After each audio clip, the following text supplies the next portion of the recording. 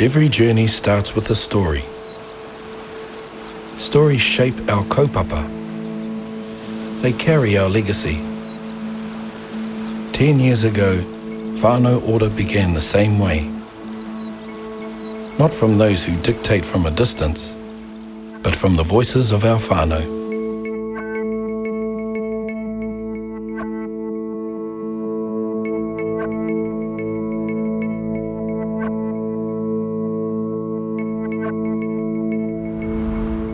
We had a massive marakai, which was for all of our families and for our manuhiri. If our uncle was going out to the beach to get pippies, he would pick us all up from our various houses. We would have to take 2 buckets. One of those buckets was always for another family. All the best stuff went for manuhiri, middle stuff went out to our families, and what was left was ours. It was never just about your household. It was about all your families. Our young people are changing.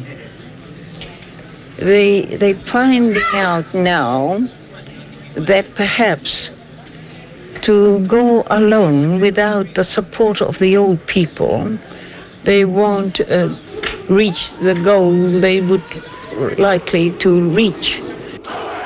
So it's up to us to take care of our own people, our own kids.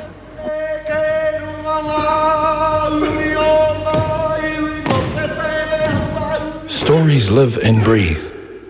They move through us, shifting from old voices to young feet, sparking fires within that light the path ahead for our tamariki.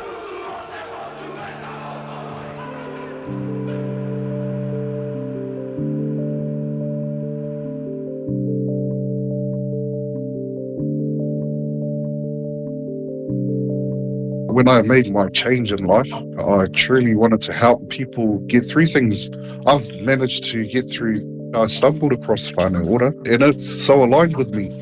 I want to see people get out of what they're into early in life instead of like me. I figured that out in my 40s. I actually applied for my job, not with a CV. It's because I didn't have anything in a CV that could relate. So I wrote a letter about myself and what I've been through. A week later, I got the job. Having an opportunity given from a life story, not a CV, really blew me away. I now have to translate my life into kōrero that our whānau can understand. I love every day of it.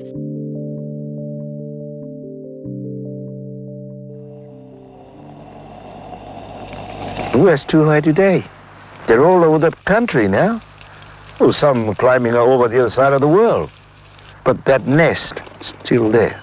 You know, the tribe themselves was made from here. Their kohama, their nest, you know. Many stories help us grow, teach us that resilience is not loud, it's patient, and it echoes through every part of our whānau.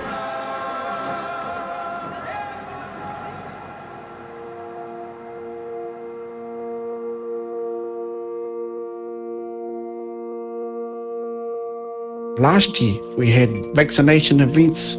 I was the MC of the day.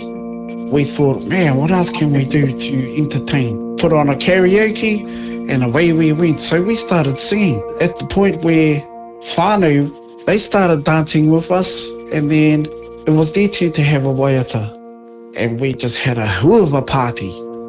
It was so cool. I've never seen it anywhere in any other community.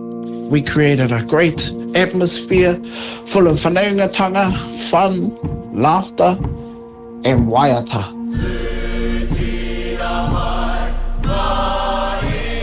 But it won't be a lonely walk. People all around are mostly young. And all the different people worrying differently and separately about the decision and the action of commitment they each have taken to grab the burning but elusive star together. And together not knowing what lies at the end of the star's reach. Together not knowing whether they will get a punch in the face at the end of the road or, with much pain, learn that it is just the beginning. Our stories say we are still here, still growing, still connected, This is how we uphold our kaupapa, how we carry our future with the voices that came before. Because stories like ours don't end, they're passed on. Our future is Māori, and this is our story to continue.